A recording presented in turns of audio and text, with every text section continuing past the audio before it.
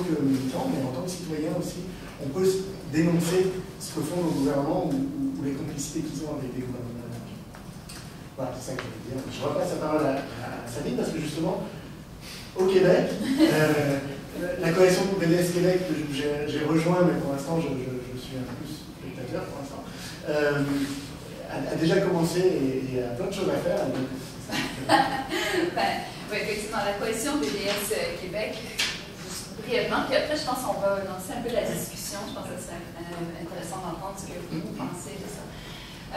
La coalition BDS Québec, c'est un peu ce que le nom dit, là. Ça veut être un espace où les groupes groupes, organismes, individus aussi, qui ont passé des mandats BDS dans lesquels ils peuvent se concerter là, et essayer de faire des campagnes communes. Donc, c'est un peu l'objectif de la coalition BDS. Il y a dans la coalition, on a quand même assez chanceux, ici, on a des syndicats, là, effectivement, des grandes centrales syndicales comme la CSQ, la CSN, qui sont officiellement membres et qui participent à la coalition, évidemment. Et on a aussi comme des groupes comme le FRAPRU, qui a aussi voté en faveur dans une assemblée générale du mandat BDS, et donc qui est à la table. C'est sûr, souvent dans les groupes qui ne sont pas particulièrement des groupes de Palestine, comme Palestiniens et Juifs Unis, nous, à toutes les rencontres de la coalition, on est là, moi je suis sur le COCO, c'est comme quelque chose. Les groupes qui ne sont pas nécessairement, leur mandat principal, leur mandat principal n'est pas nécessairement la Palestine, mais c'est des fois plus difficile de les avoir à la table de façon régulière, mais on voit qu'il y a comme une volonté quand même là, de vouloir participer au travail. Il y a la Ligue des droits et libertés aussi qui fait partie de la coalition. Donc, je vous invite à réfléchir. Je dis ces noms-là, puis vous pouvez, une fois que le site web va être de retour en ligne, il est en construction. En tout cas, je ne sais pas, vous savez tout le monde qui a été attaqué là, par un DDoS, en tout cas. Donc, je nomme ces noms-là de groupe parce que des fois, on pense que, bon, je suis impliquée maintenant dans telle association sportive, par exemple, c'est pas pertinent, peut-être pour ça, d'aller cet espace-là, d'avoir un mandat BDS, mais je vous invite à être créatif aussi dans l'approche de groupes et d'espaces citoyens dans lesquels vous pouvez comme, faire passer des résolutions BDS et avoir un genre de mandat, en fait, pour se joindre aussi à la coalition.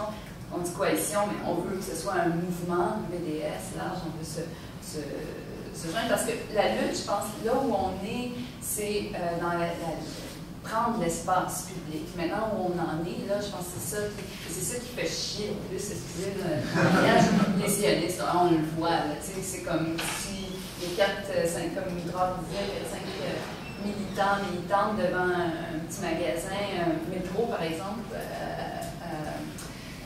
faire le tractage sur le boycott du Homo Sabra, il va toujours en avoir un ou deux ou plusieurs, des fois, sionistes qui vont venir, qui vont être dérangés par ça, qui vont essayer de taper ça. Moi, je dis il faut absolument qu'on essaie de prendre le plus possible d'espace à différents endroits, sur différents sites aussi.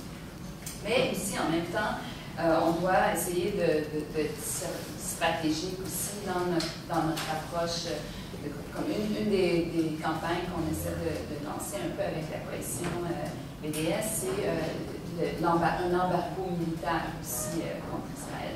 C'est pas BDS qui lance, la coalition, disons, BDS Québec qui lance ça, ça fait partie d'un des appels du mouvement BDS, le BDS Movement, qui demande de couper tous les liens, ça fait partie des sanctions avec Israël, surtout au niveau militaire. Donc, on regarde par exemple les compagnies comme CAE qui produisent des drones, la technologie autour de drones qui vont bombarder, qui vont surveiller les populations palestiniennes. Mais on dit ça, par exemple, les fonds de solidarité de la FDQ investissent une énorme somme d'argent dans CAE et nous on demande une des campagnes qu'on construit en ce moment, c'est de faire la demande que CAE cesse ses activités militaires, donc la recherche militaire pour des drones, et transforme ça plutôt vers le civil, et puis à l'aide de pression aussi, entre autres avec le financement du fonds de solidarité. On espère qu'on va pouvoir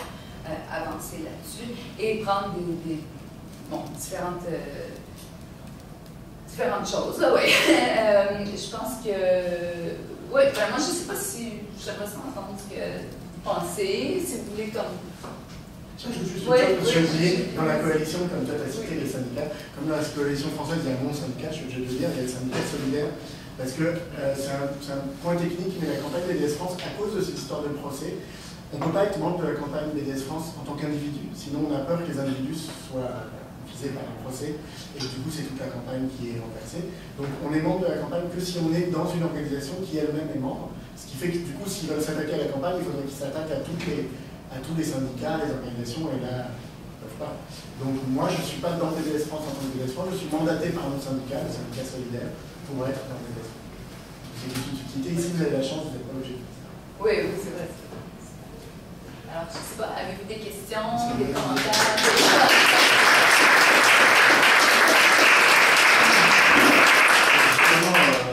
On peut passer une période de questions, là, si vous avez des questions pour le conférencier. Des commentaires. Oui, absolument. Des idées, des choses aussi. Oui, on veut savoir si BDS France avait d'ennuis avec le CRIF ou la LDJ, par exemple. Alors, oui, par médias interposés, c'est-à-dire qu'on ne les rencontre jamais, mais c'est clair que dès que BDS fait quelque chose, il y aura un article du CRIF au minimum sur le site du CRIF. Et ensuite, ce qui se passe souvent, c'est par derrière, donc on ne sait pas vraiment. Soit ils vont demander une audience au Premier ministre, au ministre de la Justice, au président, et en général, ils l'ont tout de suite. Nous, ça fait 10 ans qu'on l'avait rencontré, on n'a jamais été rencontrés. Et ils vont leur dire, voilà, on n'est pas content, ils ont fait ça, et dans ce cas-là, soit au discours suivant, le Premier ministre va en parler, soit il va y avoir des lois qui vont être peut-être pas votées tout de suite, mais des mesures qui vont être prises. Ça, c'est une des façons de faire. Une autre façon, c'est, en fait, quand je disais tout à l'heure qu'il y avait des plaintes contre des actions BDS, les plaintes sont faites en général par 2 ou 3 associations, qui sont en gros des associations du CRIF. Il y a une association qui s'appelle Avocats sans frontières. Alors il y en a 2 en France. Il y en a une qui est très bien, et il y en a une, en fait, c'est que pour défendre les actions, s'attaquer aux actions antisionistes. Et puis il y a un BNVCA, le Bureau national de vigilance contre l'antisémitisme. Donc systématiquement, c'est ces 2 associations-là qui portent plainte contre nous, et puis parfois d'autres. Et donc c'est pas le CRIF directement, mais les membres de ces associations sont tous membres du CRIF. La LDJ, là encore, alors la LDJ c'est autre chose, c'est physique, hein, c'est dans des manifestations, ils vont venir fracasser des gens, donc ils ne s'attaquent pas directement à BDS. Enfin quoi que, si, pardon, oui. En fait, il se trouve que le siège de la LDJ est tout près de là où ont lieu les réunions BDS, et ils le savent, alors je crois qu'ils ne savent pas encore quel jour c'est, mais ils ont compris qu'on était là, et donc ça arrive qu'ils viennent, qui taguent au minimum les locaux, c'est déjà arrivé qu'ils arrivent à rentrer, qu'ils cassent des choses, et puis dans les manifestations, c'est clair qu'ils créent des incidents. D'un autre côté, on a des services d'ordre qui sont en général assez efficaces, mais ça crée des problèmes, ce qui permet d'ailleurs ensuite de envoyer les troubles à l'ordre public. Après, il y a des mensonges qui sont proférés. Il y a eu, vous en avez peut-être entendu parler, il y a un an, il y a eu une manifestation qui a vraiment mal tourné. Et du coup, ça a été présenté comme, oui, il y a eu des cris antisémites dans la manifestation. Il n'y a absolument aucun cri antisémite. Il y a juste eu la LDJ qui a attaqué la queue de cortège à la fin. Et voilà, ils ont prétendu que oui, la manifestation était allée devant la synagogue, alors qu'il se trouve que la manifestation passait à 2 rues d'une synagogue. Enfin, je veux dire, à Paris, ça arrive souvent qu'on soit à 2 rues d'une synagogue. La manifestation, on n'avait rien à foutre de la synagogue. Sans parler, enfin bon. Donc voilà, c'est ce genre d'interaction qu'on a. On dîne pas ensemble, hein, mais on s'en compte.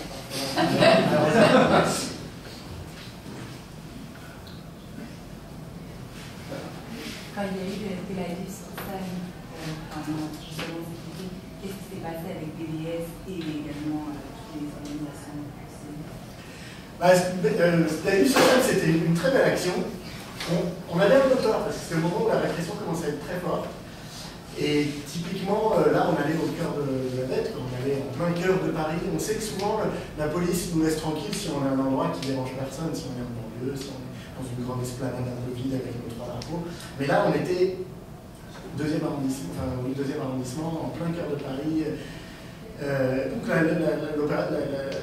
riposte, on l'a organisée le jour même, en se disant bon, on essaye, puis si on n'y arrive pas, on partira. Et je pense que la maire de Paris a été tellement choquée que c'est pour ça qu'il y a eu une motion à la mairie de Paris pour condamner BDS, parce qu'elle a été blessée.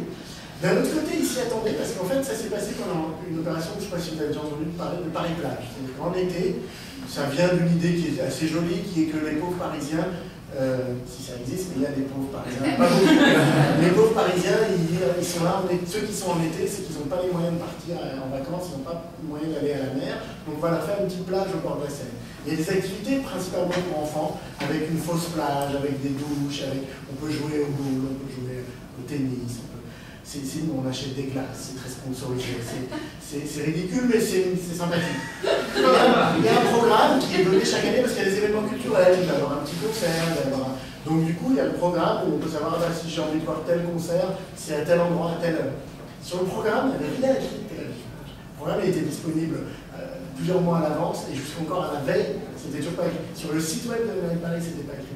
Je ne sais même plus comment on l'a su, je crois qu'on l'a su par un site sioniste parce qu'eux s'en sont vantés. Et la mairie de Paris, qui pourtant était l'organisatrice de cet événement, ne l'a pas annoncé de peur.